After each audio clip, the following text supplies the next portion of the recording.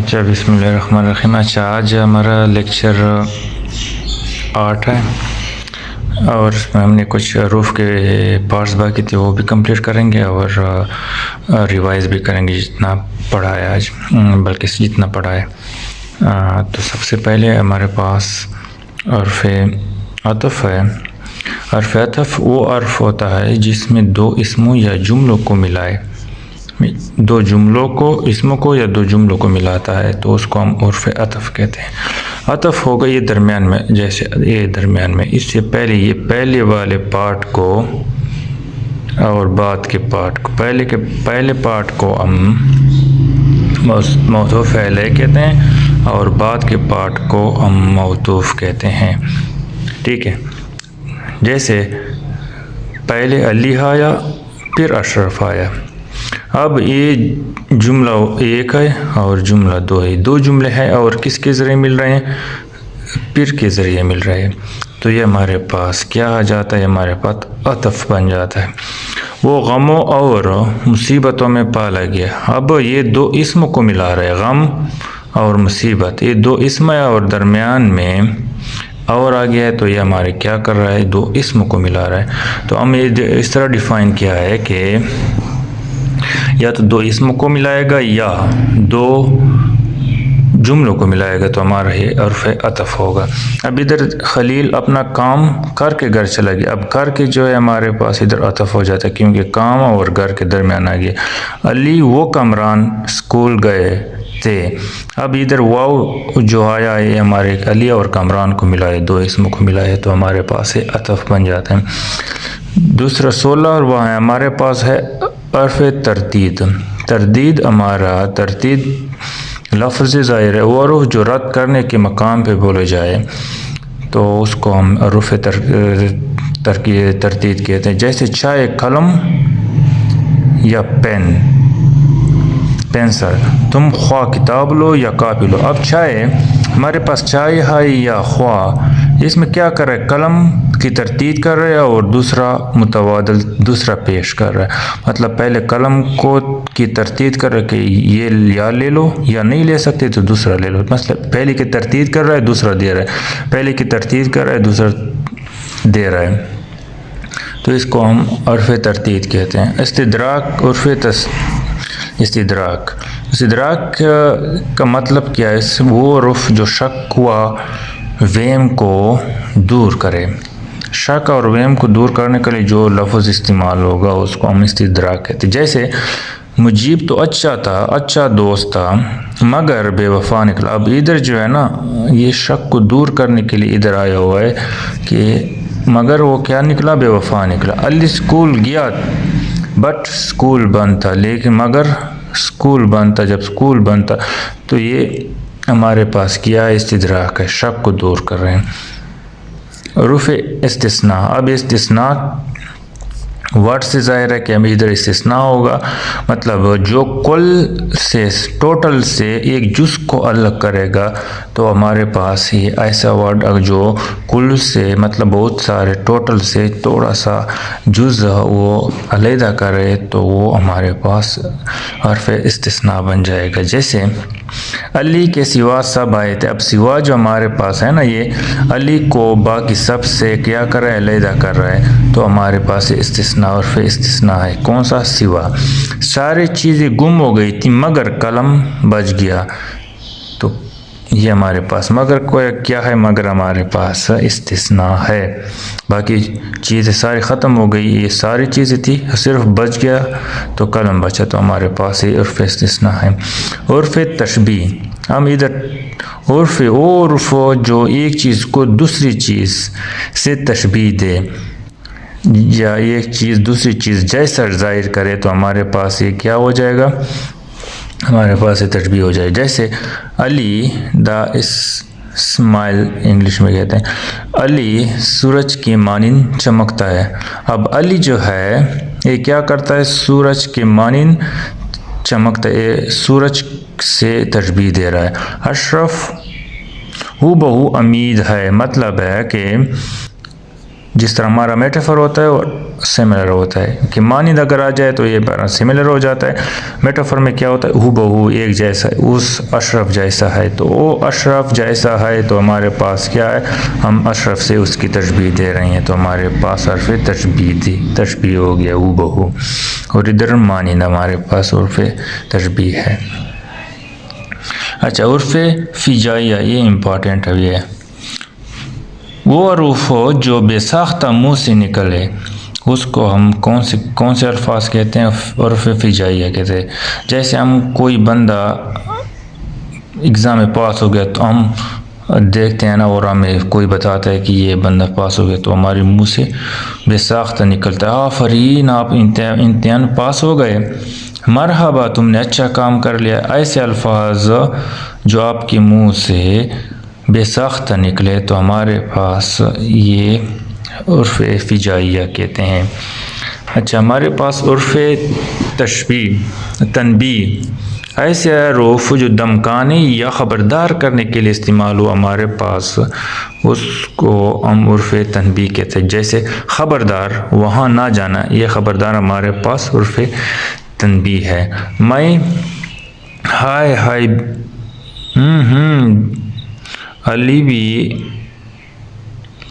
علی کیا ہو گیا جیسے آپ مطلب ہے نا کہ یہ تنبیہ ہو جاتی ہے دم کی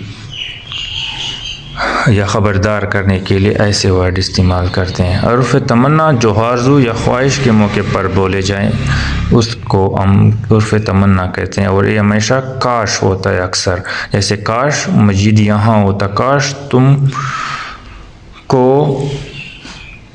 اکثر ادھر ہوتے، کاش تم ڈاکٹر ہوتے. اس طرح ہمارے یہ ورڈ ہوتے ہیں. اچھا، اب یہ ہمارے پاس اس کے ساتھ ساتھ ہمارا عرف والا پورشن بھی ختم ہو گیا. تو پھر ہم ایسا کرتے ہیں کہ پہلے تھوڑا سا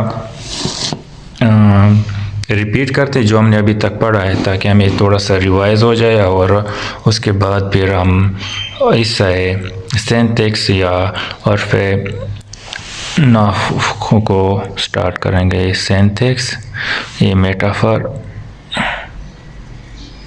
تو ہمارے پاس اردو قواعد کے دو پارٹس ہیں، یہ نحو، دوسرا صرف. صرف کو کون سے صرف میں ہم اردو کی صرف میں ہم کیا کرتے ہیں؟ لفظ کی بناوٹ، ساخت اور معنی کے پر بحث کرتے ہیں. نحو ہمارے پاس کیا ہے؟ ہم جملے کی ساخت، بناوٹ یا معنی پر بحث کرتے ہیں. اب اس کو ہم بعد میں پڑھیں گے کیونکہ اگلا پورشن ہم یہ والا پڑھیں گے. پہلے ہم جو پڑھ رہے ہیں ہم اس کو تھوڑا سا ریپیٹ کرتے ہیں، ریوائز کرتے ہیں.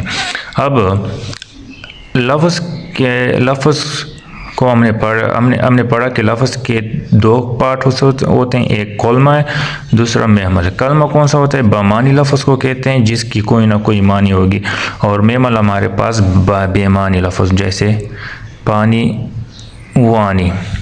پانی ہمارے پاس بے معنی لفظ ہے، بامانی لفظ ہے. بے معنی لفظ ہمارے پاس وانی ہے جس کی کوئی معنی نہ ہو. اب بے معنی ہم نے کلمے کی پھر تین ٹائپس پڑھ لیے کہ کلمے کی تین پارٹس ہے. ایک ہے ہمارے پاس اسم، دوسرا ہمارے پاس فعل ہے، تیسرا ہمارے پاس عرف ہے. تو اسم کو ہم نے پارٹس میں پھر ڈیوائڈ کرے. اب اسم کے بلیاز تعداد اگر ہم نے دیکھا تو پھر واحد جمع ہو گئے. اسم کے بلیاز جنس تو مذکر و مؤنث ہو گئے. اسم کے بلیاز معنی تو ہمارے پاس دو ٹائپس ہو گئے، اسم نکرہ، اسم معرفہ. اسم نکرہ ہم نے کہا کہ یہ عام چیز کو کہتے ہیں، اور اسم معرفہ جو ہوگا وہ خاص ہوگا. تو اسم معرفہ کے ہم نے پھر پارٹس پڑھ لیے کہ ہمارے پاس اسم نکرہ، اسم معرفہ کی چار پارٹس تھے، جس میں اسم علم، اسم ضمیر، اسم اشارہ اور اسم موصول. اسم علم کو کہ ہمارے پاس 5 پارٹس ہے، جس میں ایک خطاب ہے جو حکومت کی طرف سے، لقب ہمارے لوگوں کی طرف سے، عرف کسی خامی یا اچھائی یا برائی کی وجہ سے ملے، کنیت ہمارے خاندان یا وراثت ماں باپ کی وجہ سے، تخلص جو شاعر اپنے شاعری میں اپنے اصلی نام کے بجائے اپنا دوسرا یا فارضی نام استعمال کرتے ہیں. تو ہم نے کہا اس میں ضمیر پہ آ گئے تو ہمارے اس میں ضمیر کے 4 ٹائپس تھے. تو سب سے پہلا ہمارا ضمائر شخصی تھا جس میں اس کے first person, second person, third person pronoun ہو جاتا ہے.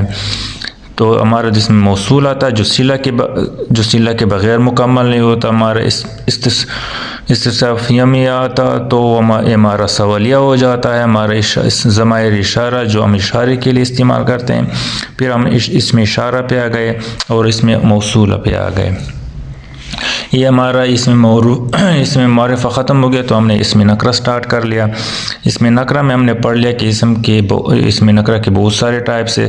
سب سے پہلے ہم نے فاعل پڑھ لیا کہ کام کرنے والا ہوگا. اس میں 2 ٹائپس تھے، فعل قیاسی، فعل سماعی. قیاسی جو قاعدے کو فالو کرے، جو سمعی جو قاعدے کو فالو نہ کرے، مفعول جس پہ کام کیا جائے. پھر اس کے 2 ٹائپس تھے.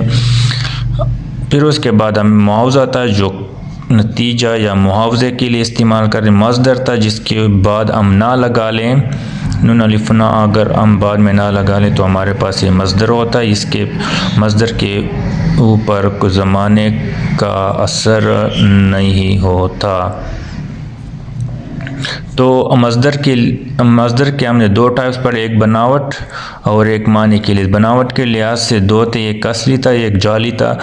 کیونکہ جعلی اصلی وہ ہوتا ہے جو قواعد کو فالو کرے، جعلی وہ ہوتا ہے جو قواعد کو فالو نہ کرے.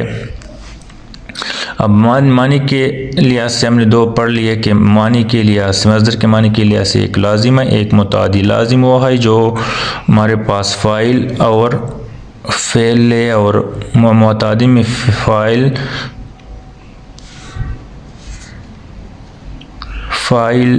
فعل اور مفعول تینوں لیں. ہمارے پاس اس کے بعد پھر حاصل مصدر تھا جو مصدر کی وجہ سے ہمیں حاصل ہو جائے. پھر کیفیت آ گیا ہمارے پاس. پھر حالیہ آ گیا جو موجودہ حال کو ظاہر کرے. استفہامیہ جو سوال کو سوالیہ فارم میں ہو. صفت جو ایڈجیکٹیو ہے جو ناؤن کی معنی میں اضافہ کرے، اسم کے معنی میں اضافہ کرے. اس میں صفت کے پھر 4 ٹائپس ہے، ذاتی تھا، نسبتی تھا، عددی تھا، مقداری تھا. اس کے بعد ہمارے اس میں ذات آ گئے. اس میں ذات کے ہمارے پاس 5 ٹائپس تھے. اس میں تخفیر تھا ہمارے پاس جو چھوٹا پن ظاہر کرے، مکبر جو بڑا پن ظاہر کرے. اس میں حالہ جو حالہ یا اصلے کے لیے ہم استعمال کریں. اس میں ظرف یا زمانے کو ظاہر کرے یا مکان کو ظاہر کرے. اس میں صوت آواز کو ظاہر کرے. اس میں جمع جو کلیکٹیو ہوتا ہے اسے ظاہر کرے. اس کے بعد ہم نے اس میں نکرہ کو جب کمپلیٹ کر لیا اس کے بعد ہم نے پڑھنا سٹارٹ کیا فعل کے ہمارے پاس 3 ٹائپس کے تھے. بلیاز ہم نے 3 حصوں میں تقسیم کیا، بلیاز فاعل، بلیاز معنی، بلیاز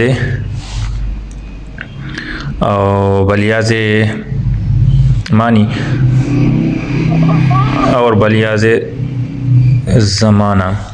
تو بلیاز فاعل ہم نے 2 حصوں میں ڈیوائڈ کیا. سب سے پہلے فعل معروف، فعل مجہول جسے ایکٹیو اور پیسیو کہتے ہیں. ادھر فعل معروف میں فعل ضروری ہوتا ہے، فعل مجہول میں فعل فاعل ضروری ہوتا ہے، فاعل کی ضرورت. ادھر ہم فاعل کو زیادہ نہیں دیکھتے. ادھر بلیاز معنی ہم نے فعل لازم دیکھ لیا، فعل متعدی دیکھ لیا، فعل ناقص دیکھ لیا اور فعل تام دیکھ لیا. پھر ہم نے زمانے کے لحاظ سے ہم نے 6 پارٹ پڑھ لیے. سب سے پہلا ماضی تھا، پھر آل پڑھ لیا. ماضی کے 2 ٹائپس پڑھ لیے، بعید اور قریب. فعل آل پھر پڑھ لیا، فعل مستقبل پڑھ لیا، فعل مضارع پڑھ لیا جو آل مستقبل اور آل دونوں کے لیے ہو. فعل امر پڑھ لیا جو حکم کے لیے ہو. یہ فعل ناہی ہو گیا.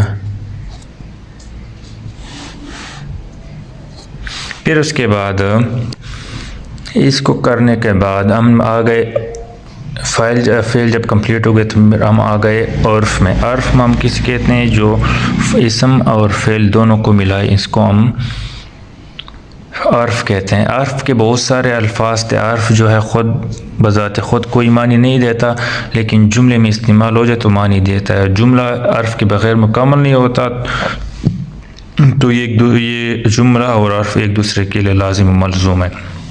تو ہم نے بہت سارے اس کے پارٹس پڑھ لیے. اس میں عرف جار تھا، اس میں عرف علت تھا، عرف عطف تھا، عرف جزا و شرط تھا، عرف توصیف تھا، عرف تاکید تھا، عرف ندا تھا، عرف انبات تھا، عرف تحجب تھا، عرف ہبات تھا، عرف بیان تھا، عرف نفی تھا، عرف تحسین تھا، عرف نفرین تھا، عرف استفہام تھا، عرف تردید تھا، عرف استدراک تھا، عرف استثناء تھا، عرف تشبیہ تھا، عرف فجائیہ تھا، اور عرف تنبیہ و تمنا تھا. یہ ہم نے پڑھ لیے سارے اور سمجھنے کی کوشش کی کہ ہم اس کو کیسے سمجھا، اور آسان الفاظ میں ٹائم کی کمی کی وجہ سے ہم نے اس طرح جلدی پڑھ لیا. تو انشاءاللہ اس کے بعد لیکچر 8 میں ہم کوشش کریں گے کہ لیکچر 8 9 اور 10 میں ہم اس صارف کو اس نحو کو کمپلیٹ کر لیں، سینٹیکس کو، اور اس کے بعد پھر 2 یا 3 اور ویڈیو میں باقی اردو کو کمپلیٹ کریں گے انشاءاللہ. Subscribe our YouTube channel for more informative videos.